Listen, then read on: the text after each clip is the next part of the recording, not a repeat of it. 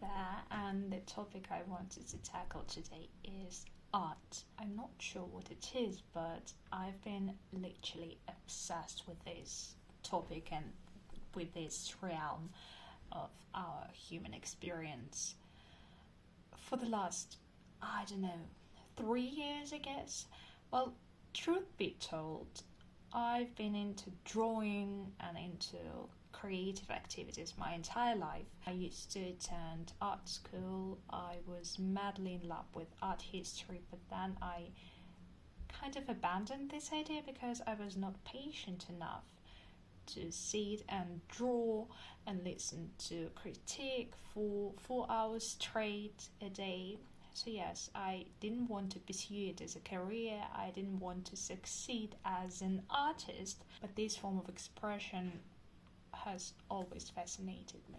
First of all, we all have different definitions of art because, well, it's kind of difficult to pinpoint what it means truly, because obviously we have this classical definition. According to different dictionaries, and let's say Oxford Dictionary, art is the word that we use when we refer to visual creative endeavors of people. But as far as I'm concerned, art is a term that is also implied to music, to acting, to dance, to whatever sphere you can imagine. Oxford Dictionary features this definition as well, but the first one is about visual arts.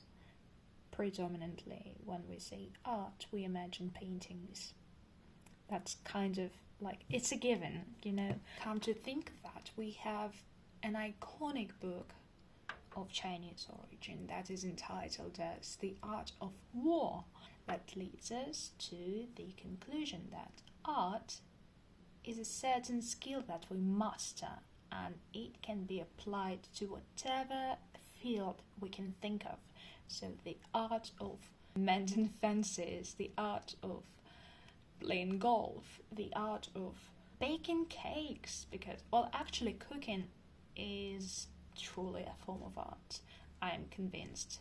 It's a tangent, let's not digress. Recently, I've been listening to different lectures that are kind of thought-provoking. Yes, they fall onto philosophical side, and of course it is challenging for my brain to comprehend and fathom what is implied there and what is this idea, because the words are familiar, yet the idea is so vast and abstract and deep and profound and sophisticated.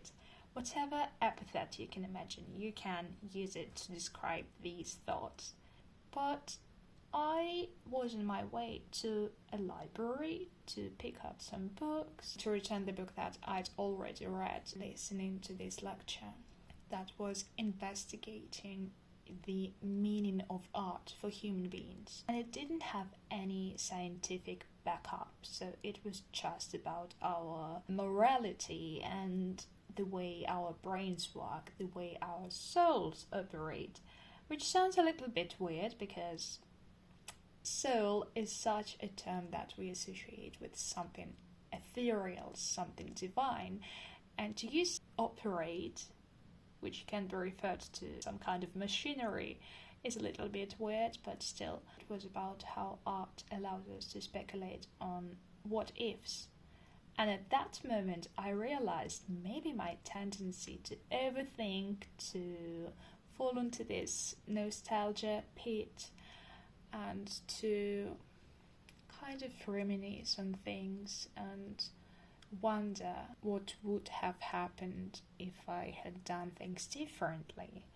And it can be about minor stuff and about something grand and incredibly meaningful too. The main point was that the realized path is the loss of any other possibility. So when we choose and follow this timeline, we cannot experience what could have happened. We kind of cut it off, and what art allows us to do is to ruminate on what would have happened if we had chosen a different trade. Stuff like that. And it is so eye-opening for me, because can you even imagine how simple this idea is, yet how moving if you give it enough thought and enough room for it to kind of sit in your brain. We acquire things all the time, yet we lose something incessantly. And these prospects are something that we can grieve subconsciously. And art gives us an opportunity to investigate, to come up with these forecasts, even if they do not seem realistic, even if it's just nonsense, some humbug. It doesn't matter. Art, be it literature, paintings, music, acting, theatre, theatre and acting are basically interchangeable. They mean the same thing, never mind. Or even, writing blog posts, filming TikToks, or painting your nails in a very, very creative and extravagant way. Art gives us an opportunity, and art provides us with this chance to traverse impossible roads. And that is so precious. It is literally priceless. The history of what is impossible, like what was evaded, what slipped through our fingers, and what could have been, is underrated, to say the least. And it is of paramount importance for our human spirits, not perhaps for science, for, economy, politics. It has no value, although it does. But still, it is essential for our mental apparatus to get this sense of closure, because, honestly, it's like an outlet of what is boiling inside and what is bothering us. These intrusive thoughts. Yes, you can get rid of them through art. You can express what is bugging you. Express what is gnawing on your heart. What feels like a dull ache, and just purge. And that is so incredibly important. You have probably you realize that, but it is mind-blowing to me. It is obvious, it is crystal clear, and everyone knows that, but still, when you think of that properly, it blows your mind entirely. And I've also highlighted another interesting point. It goes as follows. The more complicated conversations are, the more valuable they are. And that's so true. It is as clear as day. And, it's a no-brainer, let's be honest. But it's so genius, so simple yet genius. Because, we are pretty similar. People resemble each other. It's not a secret. Yet, we are different to the core.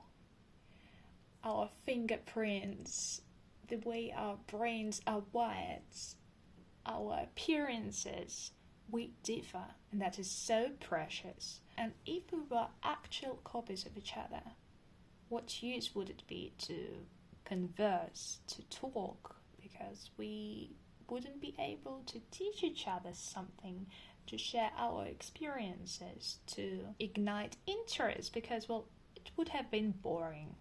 Just imagine, we have no differences, nothing to surprise someone with, nothing to teach, nothing to learn, and nothing to explore. How dull and boring it sounds, and actually terrifying. I'm writing my master's thesis on the topic of art, even though I major in English language and teaching theory. That's how hard I've fallen for it, and how much I adore this entire narrative. I have a couple of articles on Irish art, even though I didn't have a chance to delve into this topic like deep enough to get proper understanding of what it means, I cherish the opportunity to work on something I'm into. I am not an art critic, I am not an art historian, even though I would love to be, and maybe I could do it in the future. Who knows? Like, the world is my oyster, right? I can do whatever I put my mind to, but as for now, I'm just curious about this whole domain of our existence. And the next time, I would love to talk about literature, because it is also a huge part of my life, since I am a philologist and I've been into reading my entire life, as far as I remember. I'm not the most educated reader. I haven't read every classical book on earth, but I really love it, and I think I have some things to share, my opinions at least, and if someone's interested in that, that's lovely. I would glad to see you there. But if it's not for you, that's okay too, because, well, yeah, it's just fine. You didn't have to be into it. You didn't have to listen to me, and you didn't have to waste your time on things that you do not find worthwhile. Yep, so this is it, and I hope it gives you some food for thought. And I'm also curious if you have any ideas, if you've ever meditated on this topic, if you have something to share. And even if it has nothing to do with the notion of art, you can still share it, because I'm interested in whatever you have to say. So yep, right away, you are more than welcomed. And I hope you have a wonderful day. Wish you all the best. Take care.